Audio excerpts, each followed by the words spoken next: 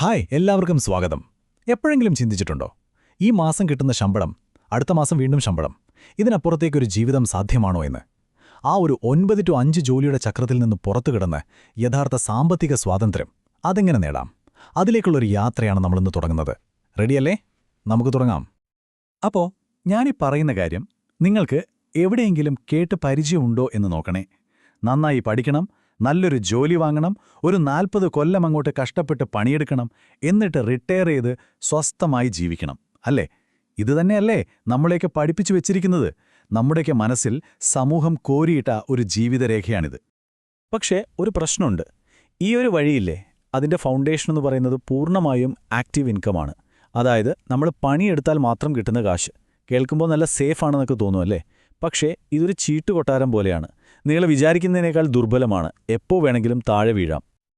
അപ്പോൾ നമുക്ക് ഈ ആക്റ്റീവ് ഇൻകം എന്ന് പറയുന്ന ട്രെഡ്മില്ലിനെക്കുറിച്ച് കുറച്ചുകൂടി ആഴത്തിൽ ഒന്ന് നോക്കാം.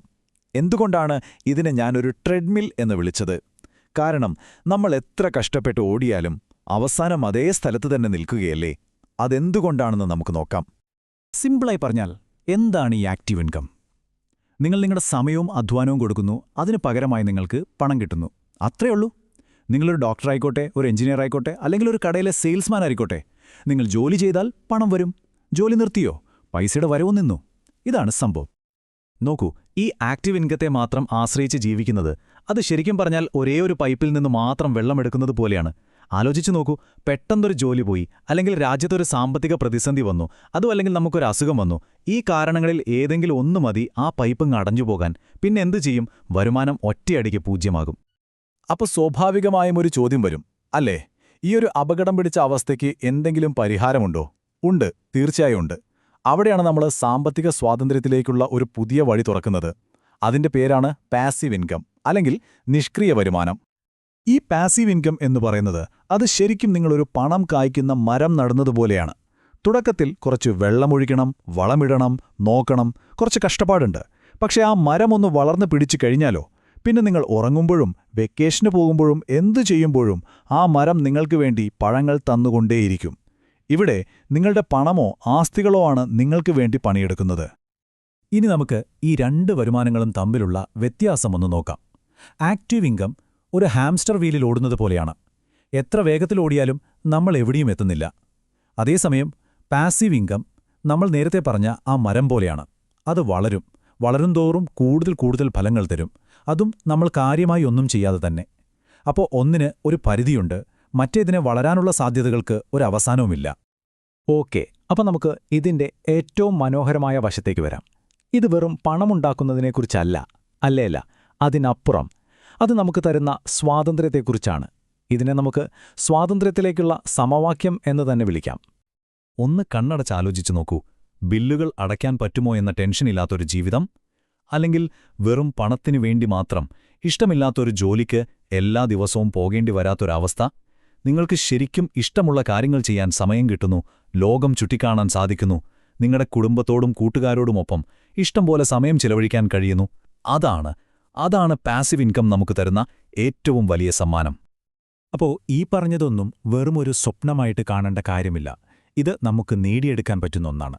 നമുക്ക് സ്വന്തമായി ഒരു ഇൻകം എഞ്ചിൻ ഉണ്ടാക്കിയെടുക്കാം. പക്ഷേ എവിടെ നിന്ന് തുടങ്ങും? അതാണ് അടുത്ത ചോദ്യം. ശരി, നമുക്കൊരു ടാർജറ്റ് വയ്ക്കാമല്ലേ? ഒരു വർഷം 25 ലക്ഷം രൂപ, അതായത് ഒരു മാസം ഏകദേശം 2 ലക്ഷം രൂപയ്ക്കു മുകളിൽ. നിങ്ങൾ പ്രത്യേകിച്ച് ജോലിയൊന്നും ചെയ്യാതെ തന്നെ നിങ്ങളുടെ അക്കൗണ്ടിലേക്കിങ്ങനെ വന്നോണ്ടിരിക്കുന്നു. ഒന്ന് ആലോചിച്ചു നോക്കിയേ, എങ്ങനെയുണ്ടാവും? ഇത് നേടാൻ നമുക്ക് ശരിക്കും എന്താണ് വേണ്ടത്? നമ്മളൊരു ശരാശരി 8% വാർഷിക റിട്ടേൺ കണക്കാക്കിയാൽ ഏകദേശം 3.125 കോടി രൂപയുടെ ഒരു ഇൻവെസ്റ്റ്മെന്റ് കോർപ്പസ് നമുക്ക് വേണ്ടിവരും. ഓക്കെ, എനിക്കറിയാം ഈ സംഖ്യ കേൾക്കുമ്പോൾ തന്നെ തല കറങ്ങുന്നുണ്ടാവും. പക്ഷേ ഒരു മിനിറ്റ്, പേടിക്കേണ്ട ആവശ്യമില്ല. ഈ വലിയ സംഖ്യ കണ്ട് പേടിച്ചു പിന്മാറരുത്. കാരണം ഇതിന്റെ ട്രിക്ക് ഒറ്റ രാത്രി കൊണ്ട് ഇത്രയും പണമുണ്ടാക്കുന്നതിലല്ല, മറിച്ച് സമയത്തിന്റെ ശക്തി ഉപയോഗിക്കുന്നതിലാണ്. ഇത് ഒരു മലയുടെ മുകളിൽ നിന്ന് നമ്മൾ താഴേക്ക് ഉരുട്ടിവിടുന്ന ഒരു ചെറിയ മഞ്ഞുകെട്ട പോലെയാണ്.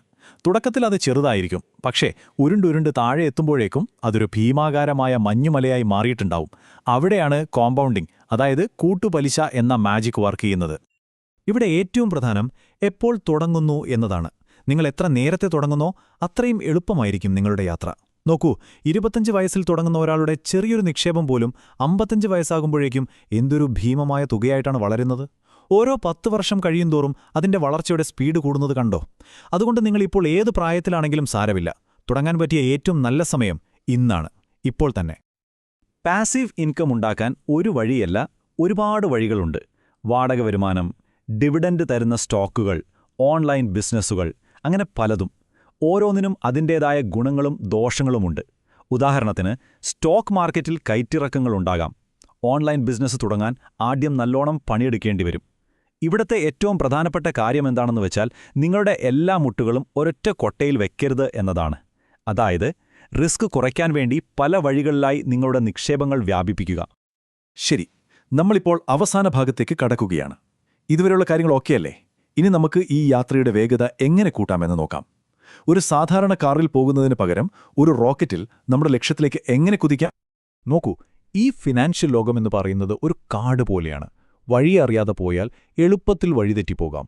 ഒരുപാട് തെറ്റായ തീരുമാനങ്ങൾ എടുക്കാൻ സാധ്യതയുണ്ട്. അതുകൊണ്ട് ഈ യാത്ര നിങ്ങൾ ഒറ്റയ്ക്ക് പോകേണ്ട കാര്യമില്ല.